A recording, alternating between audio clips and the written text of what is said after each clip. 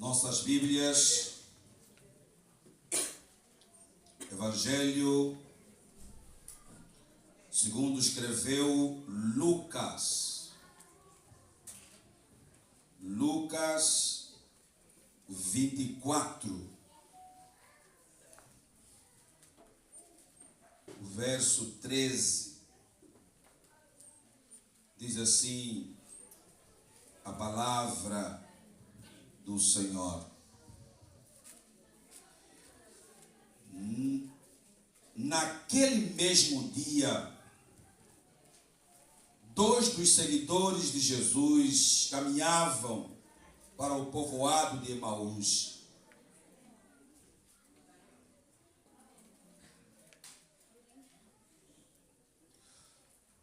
A 11 quilômetros de Jerusalém. No caminho, falavam a respeito de tudo que havia acontecido.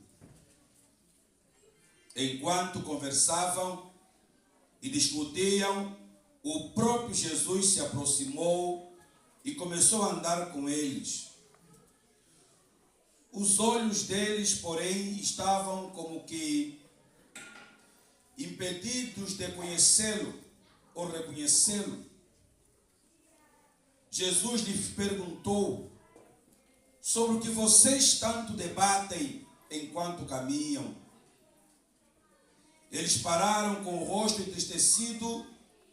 Então um deles, chamado Cleopas, respondeu: você deve ser a única pessoa em Jerusalém que não sabe das coisas que aconteceram lá nos últimos dias. Que coisas? Perguntou Jesus. As coisas que aconteceram com Jesus de Nazaré, responderam eles. Ele era um profeta de palavras e ações poderosas aos olhos de Deus e de todo o povo. Mas os principais sacerdotes e outros líderes religiosos o entregaram para que fosse condenado à morte e o crucificaram. Tínhamos esperança de que ele fosse aquele que resgataria Israel. Isso tudo aconteceu há 3 dias. Algumas mulheres de nosso grupo foram até ao túmulo hoje bem cedo e voltaram contando uma história surpreendente. Disseram que o corpo havia sumido e que viram anjos lhe disseram que Jesus está vivo. Alguns homens de nosso grupo correram até lá para ver e de fato tudo estava como as mulheres disseram, mas não o viram. Então Jesus lhes disse: como vocês são tolos! Como custa entender o que os profetas registraram nas Escrituras? Não percebem que era necessário que o Cristo sofresse estas coisas antes de entrar em sua glória? Então Jesus os conduziu por todos os escritos de Moisés e dos profetas, explicando o que as Escrituras diziam a respeito dele. Aproximando-se de Emaús, o destino deles, Jesus fez como quem seguiria a viagem, mas eles insistiram: fique conosco esta noite, pois já é tarde. E Jesus foi à casa com eles. Quando estavam à mesa, ele tomou o pão e o abençoou. Depois partiu e lhes deu. Então os olhos deles foram abertos e o reconheceram. Nesse momento, ele desapareceu. Disseram um ao outro: não ardia o nosso coração quando ele falava conosco a caminho e nos explicava as Escrituras? E na mesma hora levantaram-se e voltaram para Jerusalém. E ali encontraram os 12 discípulos e os outros que estavam reunidos com eles. O que lhes disseram: é verdade o que o Senhor ressuscitou. Ele apareceu a Pedro. Então os dois contaram como Jesus tinha aparecido enquanto andava pelo caminho e como haviam reconhecido quando ele partiu o pão. Palavras do Senhor. Meus irmãos, oremos ao Senhor. Pai, tem chegado a hora da ministração da Tua palavra.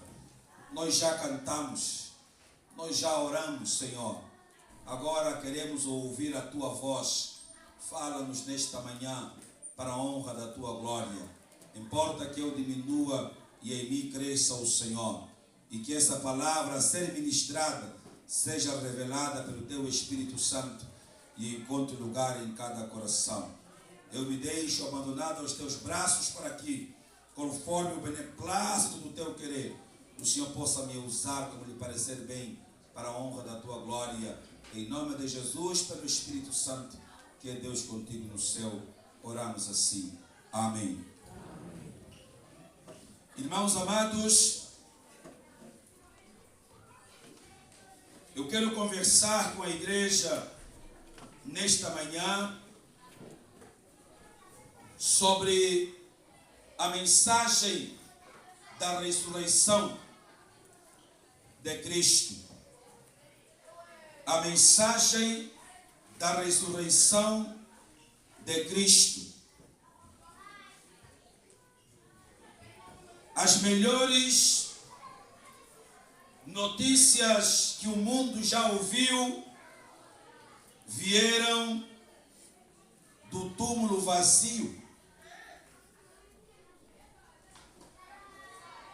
A história da Páscoa, irmãos queridos, não termina num velório,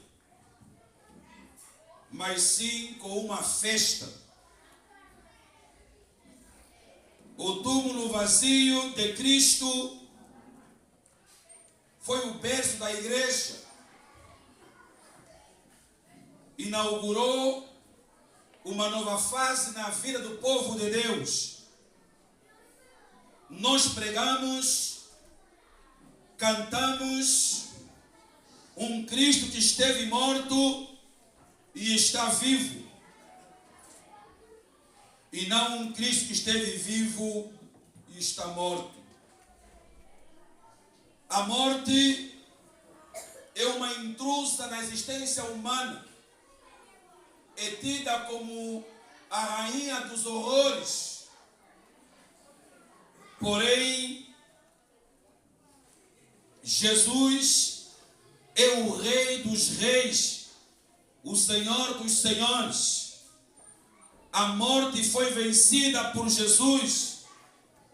Na morte de Jesus, Ele matou a morte, para que nós, nele, por Ele e para Ele, vivêssemos a vida que temos, que não é nossa, mas do Senhor. Então Ele matou a morte. A morte foi lançada no lago de fogo. Eu disse aqui há pouco tempo atrás que se há um rosto que a morte nunca conhecerá, é o rosto de um filho, de uma filha de Deus.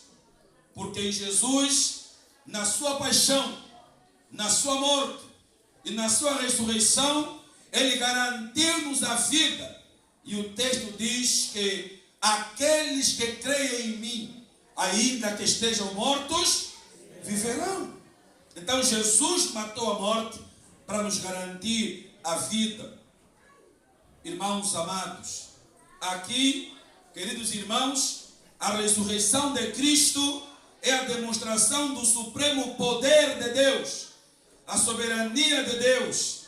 Eu gosto de pensar em Paulo, quando ele diz que sem a ressurreição de Cristo, a nossa fé seria vã, nossa pregação seria inútil, nossa esperança seria vazia, o nosso testemunho seria falso, nossos pecados não seriam perdoados, seríamos os mais infelizes de todos os homens.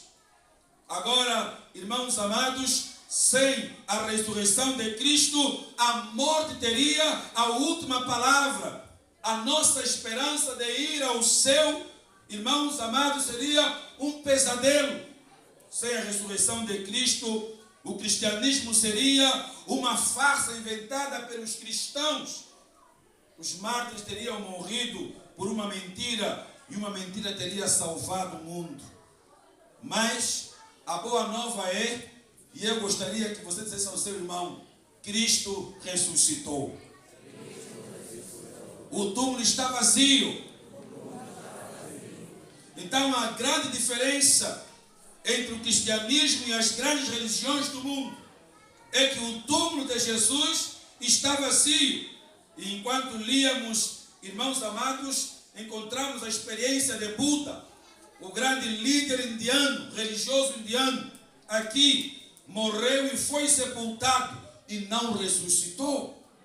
Encontramos exatamente o mesmo com Confúcio, o grande líder religioso chinês, morreu e não ressuscitou.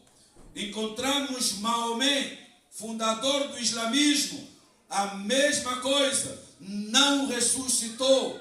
Todos morreram, foram sepultados e não ressuscitaram. O único que foi morto e ressuscitou foi o Senhor e Salvador Jesus Cristo. Por isso hoje nós podemos cantar, Ele vive, Ele ressuscitou, o túmulo está vazio. Digam o que quiserem dizer, para mim e para você, para nós, para a sua igreja, Jesus está vivo. É isso que nós cremos, é isso que nós pregamos, irmãos amados. Então a ressurreição de Cristo também causou o impacto profundo na vida dos discípulos a caminho de Emaús. Antes de reconhecerem Jesus, eles estavam como que cegos a despeito da presença de Jesus. O versículo 14 e o 16 nos informam. E vemos aqui, irmãos amados, que no caminho conversavam a respeito de tudo o que havia acontecido. Enquanto conversavam e discutiam, o próprio Jesus se aproximou e começou a caminhar com eles, mas os olhos deles foram impedidos. Irmãos amados, muitas vezes nós caminhamos pela vida vencidos também, como se a morte tivesse a última palavra. Espanta-me, porque Jesus pregou a respeito da sua partida, preparou os discípulos de que ele partiria, ele morreria da forma como morreu, mas ele havia de ressuscitar. Essas pessoas que caminhavam, eles ouviram falar de Jesus, e Jesus caminhava com eles, mas o texto diz que eles não reconheceram o próprio Senhor Jesus. Então, irmãos amados, aqui nós vemos categoricamente uma cegueira espiritual. Muitas vezes nós estamos caminhando até na presença de Jesus, mas nós estamos cegos, não conseguimos contemplá-lo, não conseguimos enxergá-lo, não conseguimos identificar que Jesus está entre nós. E o que acontece aqui, meus irmãos amados? As trevas do mundo muitas vezes impedem a nossa visão espiritual. Por isso, Cristo alertou sobre a necessidade da luz. Mateus vai dizer que nós somos a luz de Cristo brilha em nós. E se não for por essa luz, o mundo não conhecerá que Jesus Cristo é o Senhor. Assim resplandeça a vossa luz diante dos homens, para que vejam as vossas boas obras e glorifiquem a vosso Pai que está nos céus. Vejam vocês, irmãos amados, somente Jesus pode iluminar a vida espiritual de todo aquele que o reconhece como seu Senhor e Salvador. E eu coloquei aqui algo que me chamou a atenção. A insensibilidade é hoje uma característica da cegueira espiritual. A insensibilidade hoje é uma característica da cegueira espiritual. Então, quando temos, por exemplo, um guarda-roupa cheio de coisas que nós não usamos e deixamos gente passar frio, é insensibilidade espiritual. Dissemos aqui que aquilo que transborda na nossa casa não é para nós. Aquilo que não cabe na sua despensa não é para si, passa para frente. Aquilo que não cabe no seu roupeiro não é para si, passa para frente. Quando abrimos o frigorífico cheio e deixamos a comida estragar, enquanto tem gente a passar fome e sede, é insensibilidade espiritual, é falta de Ubuntu. O que é Ubuntu, pastor? É uma palavra africana que significa amor ao próximo, generosidade, solidariedade, compaixão com os necessitados. Então a falta de generosidade sinaliza a cegueira espiritual. Os discípulos estavam cegos e não reconheceram Cristo entre eles. Uma outra coisa me salta à vista aqui no versículo 17. Vejam os irmãos, eles estavam tomados de profunda tristeza. Quem nunca esteve triste aqui? Pastor, eu sou anti-tristeza. Nunca fui abalado por nada nem por ninguém. Cadê eles aqui? Nesta hora que vos falo, certamente aqui alguns, se baterem as pestanas, cai uma lágrima.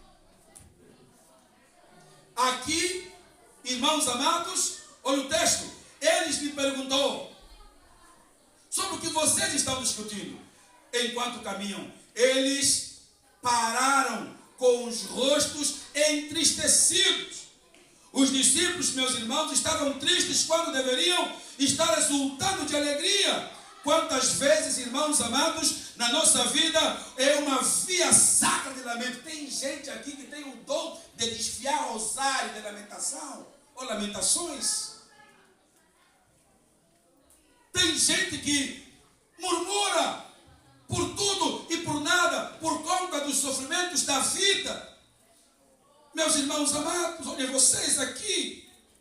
A vida cristã é uma vida de esperança e de alegria. Quando estamos tristes, não conseguimos pensar. Não conseguimos pensar. Vejam aqui os irmãos amados. Parece que a nossa mente bloqueia, por isso precisamos aprender como alimentar a esperança em situações de desespero. O mundo diz que a esperança é a última coisa a morrer, mas a Bíblia diz que a nossa esperança, ela já morreu e ao terceiro dia ela ressuscitou. Seu nome é Jesus. Por isso a esperança para o cristão, para a igreja não morre, porque a sua esperança é Jesus. Vejam os irmãos, quem disse que tudo são flores? Existem barreiras no caminho, contudo, cada uma delas deve ser enfrentada com fé e perseverança. A vida cristã não é uma pólice de seguros contra os perigos da vida. Aqui não é o céu, aqui tem batalha, aqui tem tribulação, aqui tem doença, aqui tem situações que roubam a nossa paz, o nosso sono, acabam com a nossa fé. Mas devemos renovar a nossa esperança no Senhor. Na hora certa, o Cristo ressurreto se manifestará. Eu não sei qual é a sua dor no momento,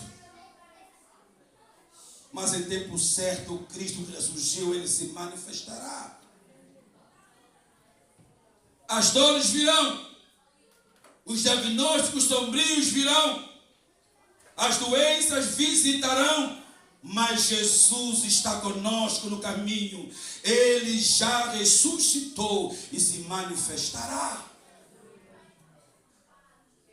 Vejam vocês, irmãos, eles estavam, em terceiro lugar, cheios de esperanças frustradas. Meus irmãos, versículo 21. Olha lá, e nós esperávamos que ele era o que ia trazer a redenção a Israel. E hoje é o terceiro dia desde que tudo isto aconteceu. Aqui entre nós, o que você está à espera? Pastor, já orei, já jejuei, já fiz até propósito de Daniel 21 dias de oração, mas nada, não tem resposta, não acontece nada. O que você está à espera até hoje e não acontece? Esses discípulos tinham esperança frustrada.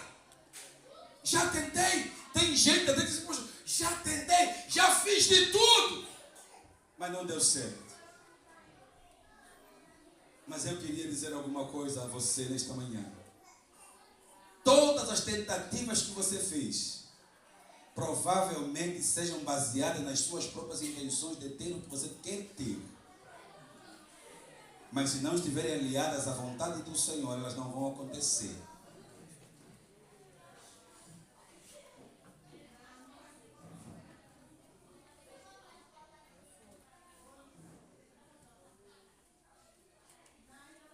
Porque Deus não nos dá porque nós oramos.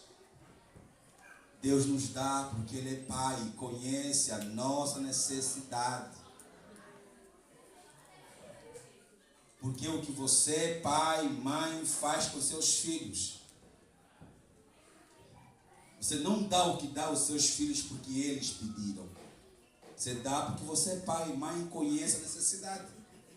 É assim que Deus faz conosco, meus irmãos amados. Vejam vocês, o caminho de Emaús é o caminho dos sonhos desfeitos. Tem gente que ansiou casar, e na última semana descobre uma traição, uma outra situação. Percebe que a pessoa que escolheu para casar não dá para avançar. É o caminho de Emaús.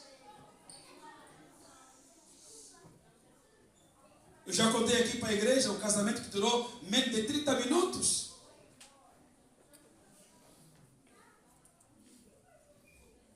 O juiz celebrou o casamento. Daqui a pouco os noivos iam saindo, a noiva tropeça no vestido.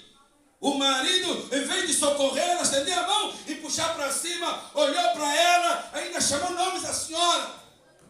Sua estúpida. Ela olhou para cima, levantou-se, sozinha se sacudiu e disse: o casamento acabou. Vamos voltar aqui para o juiz para acabar o casamento. Em menos de meia hora, o casamento acabou.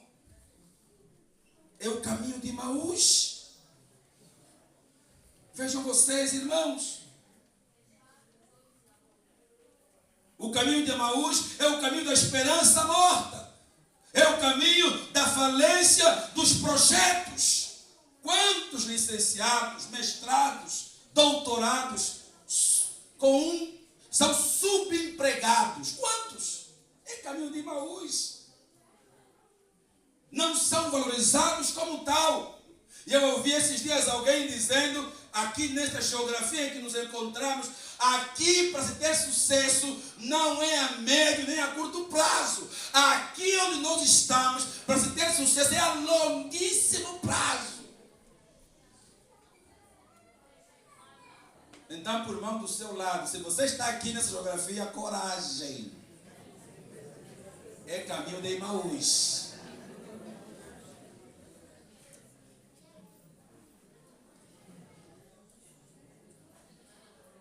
Você te sente, olha aí os rostos.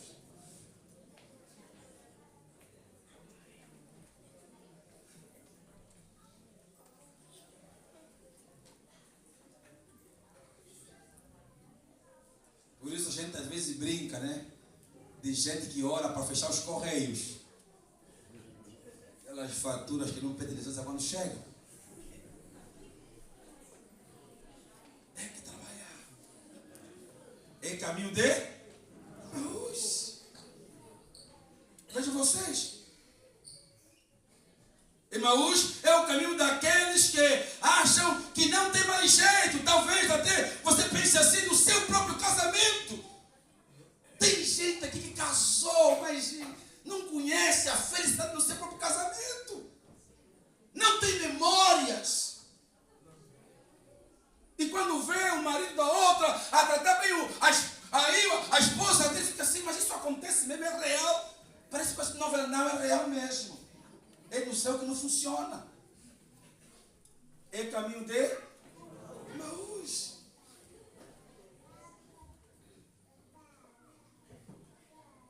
Eu falei aqui dos filhos, dos nossos jovens.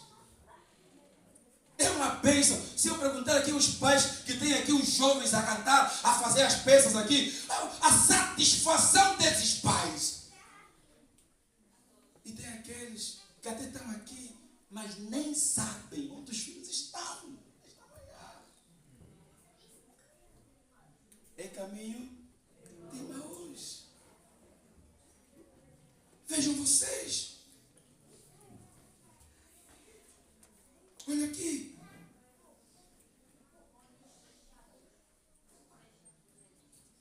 Não sei. Alguém aqui, eu às vezes pergunto dos casais. Quem é casado aqui e já pensou em ir embora de casa?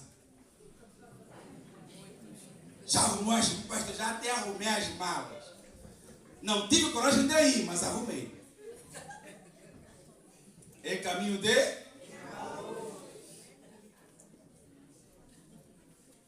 Os irmãos aí, olhar assim para mim, já que diz assim, olha bom momento, né? E eu te deixar.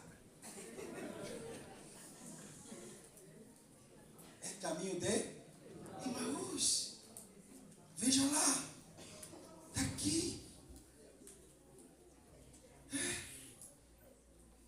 Tem gente que está cheia de esperanças frustradas, os sentimentos, as atitudes que tomaram conta da vida dos discípulos no caminho de Emaús, antes do impacto da ressurreição, mostram claramente o quanto eles não criam nessa verdade. Por isso, estamos cegos, surdos e tristes e sem esperança.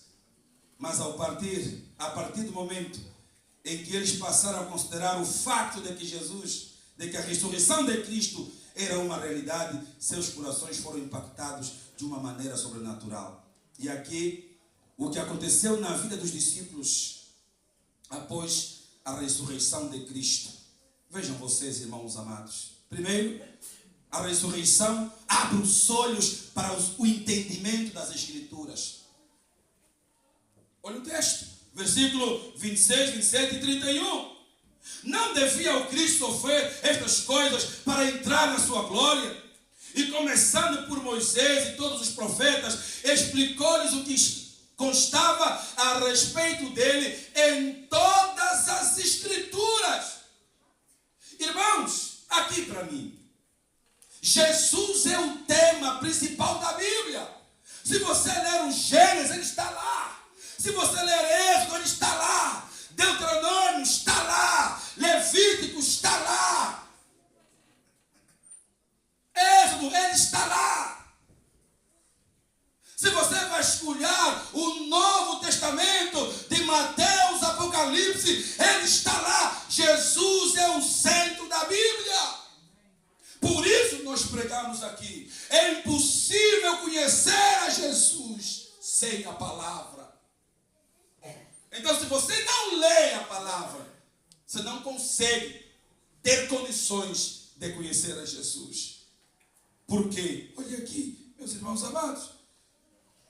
Porque Jesus revelou-se a eles pela palavra. Por isso o texto diz: examinai as Escrituras, porque vós cuidar ter nelas a vida eterna, pois são elas que de mim testificam. E aqui, você nunca conhecerá Cristo com uma teologia dos cotes agora. Você nunca conhecerá Jesus com uma teologia, um evangelho açucarado, adocicado, sem cruz e sem Cristo. Anda aí hoje um grupo de pseudo-pregadores apresentarem o evangelho com açúcar, né? Sem cruz, sem paixão, sem morte. É um falso evangelho. Vejam vocês. Se você quer conhecer mais de Cristo, examine as Escrituras. Se você quer luz para a sua vida, examine as Escrituras. Se você quer ser mais santo do que você já é, continue examinando as Escrituras. Se você quer ser feliz, alegre e contente, examine as Escrituras. Tem que ler as Escrituras. Se você quer ser bem sucedido em sua vida espiritual, examine as Escrituras. Quando Jesus usou as Escrituras para explicar aos seus discípulos sobre o seu sofrimento, sua morte e sua ressurreição, logo os seus olhos se abriram e o puderam reconhecer. Esta é a mensagem da ressurreição. Quando as Escrituras são expostas, nós conhecemos mais de Cristo. Está aqui. Vejam os irmãos. A mensagem da ressurreição de Cristo abriu-lhe os olhos espirituais e eles puderam entender que era verdade tudo o que a Bíblia havia dito sobre a vida, morte e ressurreição do Messias. Em segundo lugar, vejam vocês, irmãos, faz arder a mensagem da ressurreição, faz arder os corações por estar com Jesus. Vejam vocês aqui. Olha a pergunta deles. Mas eles insistiram muito com ele. Fique conosco, pois a noite já vem. O dia já está quase findando. Então ele entrou para ficar com eles. Não estavam ardendo os nossos corações dentro de nós? Enquanto ele nos falava no caminho e nos expunha as Escrituras. Meus irmãos, permitam-me dizer aqui com muita responsabilidade. Nós crescemos na igreja. Eu sou tão mais velho assim, mas me lembro de um tempo de ver na igreja mamães. Mas aquelas mamães oravam muito, meu Deus do céu. Mas oravam, era um dom, era uma graça tão especial que Deus lhes dera, que era uma coisa impressionante. Os mais velhos aqui sabem.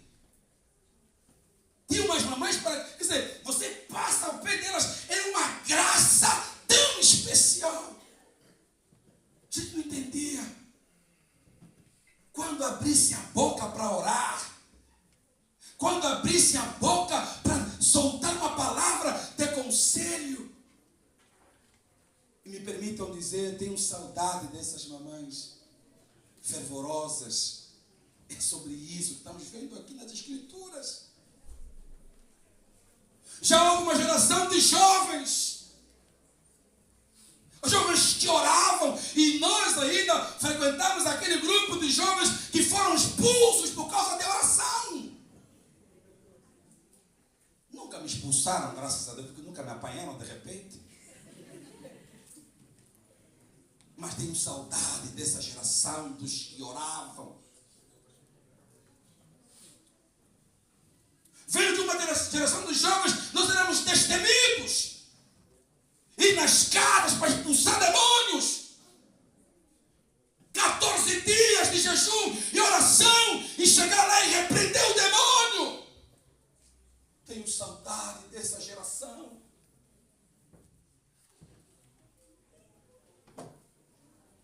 Hoje, agora, vivemos a geração dos crentes dondocas.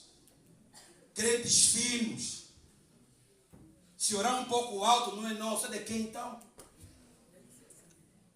Se levantar a mão, não é nosso, é de quem então?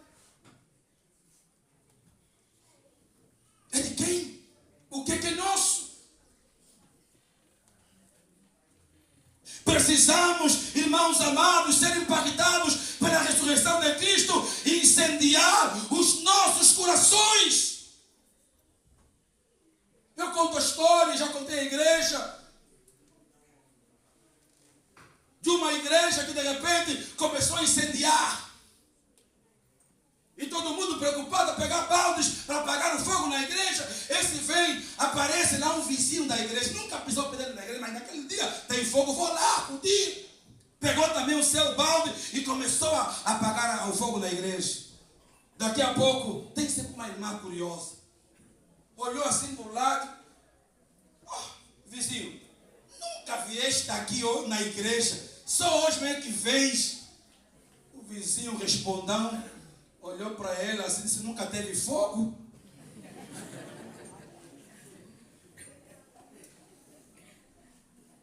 E ela, tem que incendiar a igreja. Tem que incendiar os corações, para que as pessoas vejam a fumaça do Espírito Santo e possam adentrar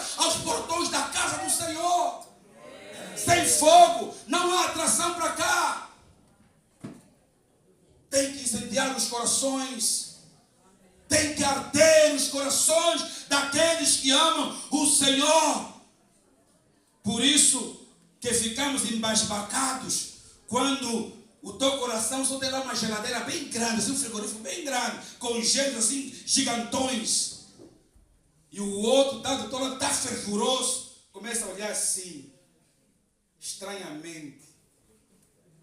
Porque o seu coração nunca ardeu com o fogo do Espírito Santo. Fica impressionado.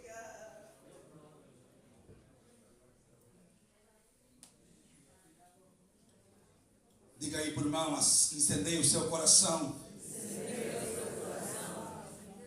Vejam, quando o coração arde, acaba a frieza, o marasmo, a letargia. Assim que os discípulos foram impactados pela verdade da ressurreição de Cristo, eles entenderam seus corações e ardiam, porque era o próprio Jesus que eles falavam no caminho e os expunha as Escrituras. Tem gente que lê a palavra, não sente lá nada. Tem gente que ouve a palavra, não sente nada. Entra na igreja da mesma maneira, sai da mesma maneira como entrou.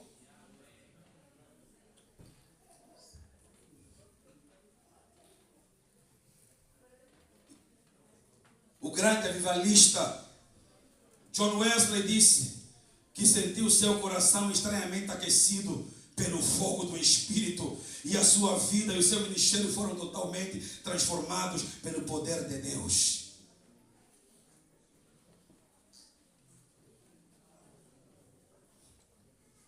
Provavelmente, se Wesley tivesse nos nossos dias, ele se calhar fugiria de muitas igrejas que dizem ser wesleyanas, né? Porque ao que parece só ficou o nome. Mas o coração aquecido do seu patrono já se foi embora há muito tempo. Todos nós precisamos sentir este fogo incendiar os corações, as nossas vidas. Meus irmãos amados, se o seu coração não arde por Jesus, talvez você ainda não crê que ele venceu a morte. E eu vou fazer aqui uma pergunta à igreja. Uma pergunta muito séria. Quem crê em Jesus aqui? Assim. Aqui para mim. A Bíblia diz que quem crê em mim fará obras maiores que as minhas. Quem aqui já ressuscitou mortos?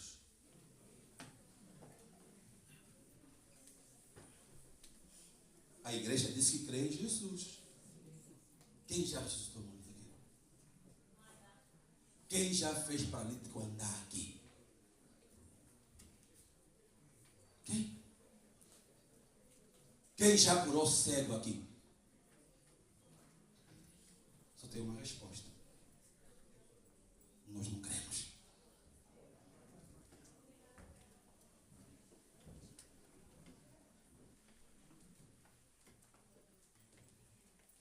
Se Jesus disse que quem crê em mim fará obras maiores que as minhas, se nem morto, nem cego, nem paralítico nós tratamos, então não estamos a crer.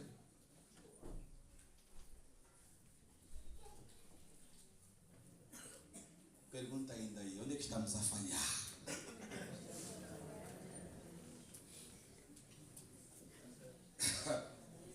Este é o impacto da ressurreição. Então, meus irmãos, nós temos que crer em Jesus para que Ele venha fazer o nosso coração arder. Um coração pleno e satisfeito é o resultado inevitável de um coração ardente pela presença de Jesus. Que Ele inunde os nossos corações, que Ele incendeie a nossa vida, para que possamos continuar a pregar como Jesus pregou, a ponto de acender o coração dos discípulos. Se a presença de Jesus e as suas palavras não nos fazem arder o coração, precisamos avaliar seriamente se cremos ou não na sua vitória sobre a morte. Se não estamos a fazer as obras que Jesus fazia, ou maior que as dele, então nós temos que examinar bem a nossa crença nele e na sua ressurreição. Em último lugar,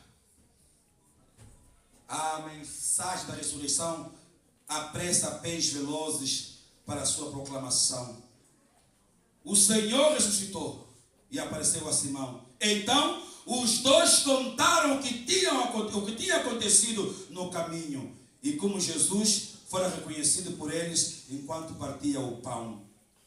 Irmãos amados, quem tem olhos abertos, o coração em chamas, tem pés velozes para falar de Jesus. Os mesmos discípulos que fugiram de Jerusalém são os mesmos que agora voltam para Jerusalém. Eles que disseram que já era tarde, não se importavam mais com os perigos da noite. Eles que deixavam o convívio com os discípulos voltaram à companhia deles. Nem a distância e nem a noite foram obstáculos para aqueles que foram impactados pelo poder da ressurreição. Levantaram-se, apressaram-se os seus pés e voltaram para proclamar que Cristo está vivo. Eles voltaram para dizer que a morte não tem mais a última palavra. Meus irmãos amados, quando pensamos nas missões, quando pensamos no evangelismo, temos a impressão que missionário é só aquele que foi lá no fundo, lá longe, pregar o evangelho. Temos a impressão que é só o evangelista que tem que pregar. Mas é a igreja do Senhor que é chamada a fazer missões. É a igreja do Senhor que é chamada a fazer evangelismo. É a igreja do Senhor, porque na sua ressurreição existe batizai. Ai, quem crer e for batizado e crer no evangelho será salvo. Mas quem não crê já está condenado. É tua tarefa, é minha tarefa, é nossa tarefa anunciar o evangelho àqueles que não conhecem. Lá vou eu, estamos nós nessa geografia que ninguém quer saber do evangelho. Eles não se importam. Aí eu ouvi esses dias um pregador dizendo que não, para os locais o cristianismo é algo antigo. E foram muito decepcionados pelo cristianismo lá no passado. Então, as nações que entram aqui e querem apresentar o evangelho para o local, não quer dizer nada. Estamos empolgados, porque o evangelho para nós é novo, para eles é antigo. Por isso, não dão bola para quem prega o evangelho. Eu ouvi esses dias e eu fiquei bem. É complicado. Parece até desencorajador. Mas eu quero dizer à igreja nesta manhã, mesmo que seja difícil, nós temos essa responsabilidade. Ademais, a nossa missão é anunciar. Quem faz o trabalho no coração é o Espírito Santo. Então eu digo, irmão, não se canse. Anuncie o evangelho da graça e deixa o resto com o Senhor. É isso que fizeram os discípulos. Aquilo que sai com velocidade da nossa boca revela o que impactou a nossa vida de verdade. O que tem impactado a nossa vida, a sua vida, a ponto de você se apressar para anunciar àqueles que não conhecem o evangelho? Será que não é a vida do vizinho? É interessante que a vida do outro sempre nos chama muita atenção. Se calhar é isto aqui que chama a atenção de muita gente, que impacta muita gente. O erro do outro irmão, ou o erro do irmão, também chama muito a nossa atenção. O ódio por uma pessoa, a ira de ver um país mergulhado em uma crise por causa da corrupção. Está agora aí nas redes sociais muitas falas infelizes. E nós, os cristãos, replicamos sem nos posicionarmos como filhos e filhas de Deus. Qual é a resposta, pastor? Anuncie, proclame o Evangelho da graça. Para aqueles que são impactados pela mensagem da ressurreição de Cristo, seus pés velozes se apressam para falar que Ele ressuscitou, que Ele venceu a morte, que Ele está vivo, que o túmulo está vazio. Pergunta para você nesta manhã, que tipo de discípulo você é? O discípulo de antes ou depois da mensagem da ressurreição? Para os discípulos no caminho de Emaús, o impacto da ressurreição abriu os seus olhos, aqueceu os seus corações e apressou seus pés para a proclamação da vitória de Jesus sobre a morte. E você, meu irmão, minha irmã, que tipo de impacto a ressurreição de Cristo tem provocado no seu coração? Como você tem caminhado pela fé? Como você tem se encontrado com o Cristo ressurreto? Ou você ainda não crê que Ele venceu a morte e ressuscitou? Meus irmãos queridos, que possamos orar a Deus: Senhor, incendeia o meu coração e me ajude a proclamar a verdade da Tua ressurreição e depois do Teu regresso para buscar a Tua igreja, pela qual o Senhor morreu por ela na cruz do Calvário. Jesus vive, que Ele ressuscite todos os dias em nossos corações, em nossas vidas. Feliz e abençoada Páscoa para todos, em nome de Jesus. Amém. Esta é a mensagem que dele ouvimos e vos anunciamos. Amém. Amém. Pai, obrigado por esse tempo na Tua presença, falando sobre a Tua ressurreição. Obrigado, Senhor, pela certeza da nossa salvação em Cristo Jesus. Abençoa a Tua igreja. Uma coisa eu peço: incendeia o coração da igreja. Pai, faça arder, para que depois do impacto possamos correr para anunciar o Teu Evangelho até que o Senhor volte. Em nome do Pai, do Filho e do Espírito Santo, oramos e Te agradecemos. Amém. Amém.